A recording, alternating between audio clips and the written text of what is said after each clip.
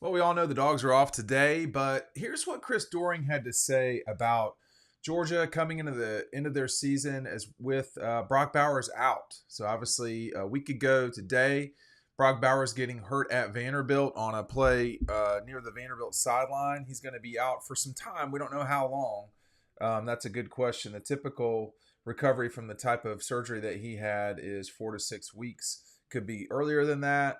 But that means somewhere around the SEC championship game. Chris Doering had this to say. He said, the schedule has allowed Georgia to get a lot of other guys opportunities to play. They are more experienced now. And he was basically saying that's why they're in really good position as they lose one of their best players. Um, it's going to be a challenging close to the season for Georgia. It's going to be challenging, but they're the better team in all of these games, and they're going to be significant favorites in all of them. They're probably going to be double-digit favorites in all of these games, except maybe at Tennessee. And we'll just see what happens when Georgia gets to Tennessee for that game. But I think when you're losing Brock, you essentially the first 2 weeks of the injury are eaten up by the off week.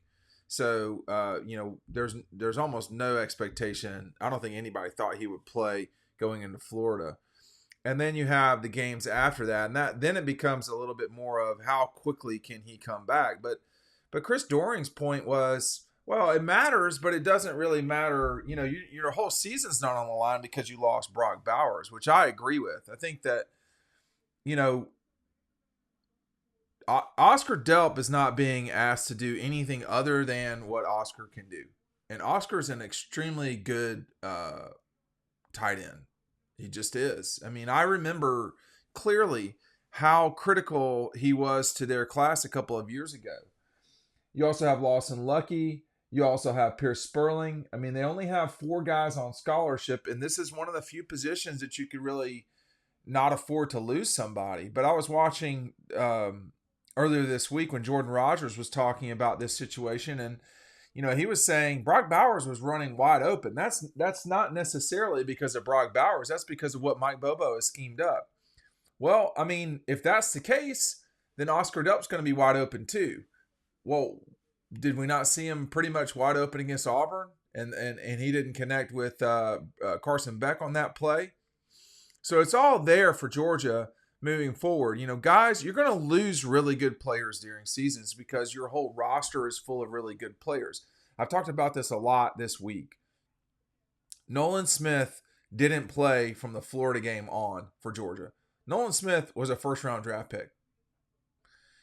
Jalen Carter didn't play during, from essentially the Missouri game until the Tennessee game. So he played some against Florida, but he basically missed an entire 5-week stretch there of games against Missouri where he got knocked out, Auburn, Vanderbilt, week off, and then Florida. So he played limited in Florida and limited against Missouri. I almost said Miami. And then he was back and really made himself known in that Tennessee game. You're gonna be without really good players because any injury is going to be to a really good player because the bulk of your team is really good players. Georgia spent the first sort of, let's just see, I don't know, 5 games? No, it was for the first month of the season, the first 4 weeks of the season, Georgia didn't have its best wide receiver, which is Ladd McConkey. And then he showed back up against Auburn, and Kentucky had a really good game against Auburn. But this is what happens. And to Doring's point, the schedule has allowed them to get a lot of other guys opportunity to play. Well, who are those guys? Well, it's guys like Oscar. Lawson Lucky has come back from the same sort of injury that Brock's got. But the Tennessee Martin game, and then Ball State, and then South Carolina and UAB. That was a runway to get to this part of the season. And now we are another 3 games into it, and we're about to see Georgia play the Gators. This is how we're going to see if this team is where they need to be for the stretch run. because unless they somehow lose 2 games, they're probably going to the playoff. All right. If unless they lose a game in the regular season and then in the SEC championship game, they're probably going to the playoff. Now, not certainly. And I know that Georgia fans are gonna, listen here and kind of get onto their high horse of panic and do what they do. But that's, if you watch anybody that knows anything about college football talk, who's not a Georgia fan, and they don't see any way that the Dogs don't get in if they, get to the SEC championship game undefeated, and they don't see any. I mean, the SEC champion is going. So, I don't know if that's one loss Alabama or one loss Georgia or undefeated Georgia or stuff but that SEC champion is going to go, or one loss Missouri or one loss Tennessee or whoever. It's going to be. Ole Miss has one loss. This is my point here. Georgia's schedule coming up here is against some teams who really have played well at the beginning of this season, not named Florida. Okay? Florida has had good wins because of the way in which they won those games, but they weren't really against great teams. For instance, they come back against South Carolina for the Gators. I mean, that's just not a game they should have won. But they won it, and they deserve to get credit for that. And, but the way they got beat by Utah, the way that Kentucky just thumped them, those, particularly the Kentucky loss, was inexcusable. And then, the way they played against Charlotte was just not good. But maybe Florida's turning a corner. I mean, I don't know. We'll see in Jacksonville.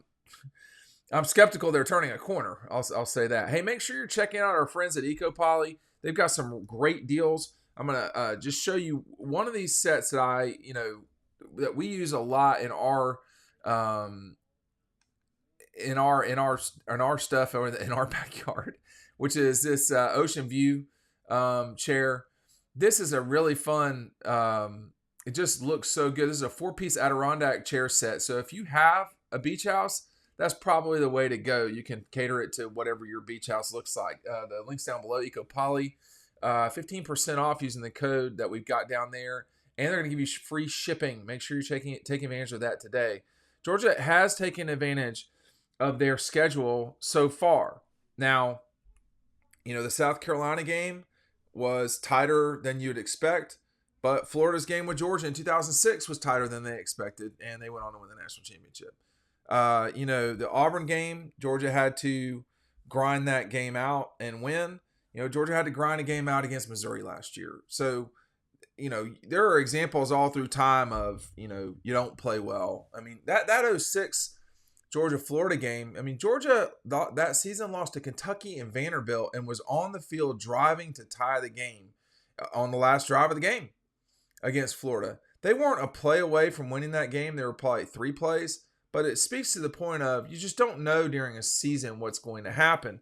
And Brock Bowers getting knocked out is a good example of that. I mean, we can't predict what the future will be. That's why guys got to be ready.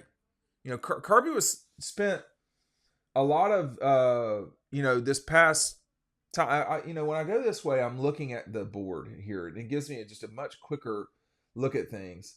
But Monroe Freeling had to be ready to go, and he was. And, Matt DeBerry's guy, Dylan Fairchild, Matt thought Dylan Fairchild would really be good, and he thought, this guy's could play pretty quick. He didn't really play pretty quick. Not really, but now he's his 3rd year in the program, I believe, and he's starting. Now, he's starting because some guys are hurt, but that's how this happens. That's how Stetson Bennett started. I mean, period. So it doesn't matter how you get there. It matters what you do when you are. And I think that this team has carved out a 7-0 start. They are not the behemoth that they were a season ago. But, I mean, last year, they had the Missouri game and they had the Oregon and South Carolina games. And South Carolina didn't look so hot right now during this part of the season. Oregon did. Georgia doesn't have the Oregon win from last year. They have a huge win over a now subtly struggling Kentucky team. But there's no path to the playoff, and there's no path to a national championship. We're going to see today what happens with Penn State and Ohio State, and honestly, what happens with Michigan with such a weird scenario and situation now, with everybody pointing their gun at Michigan's program, the NCAA and Big Ten checking them out right now. But I do think Chris was right. The schedule did allow Georgia to get a lot of guys opportunities to play, and now those guys are going to have to get the job done.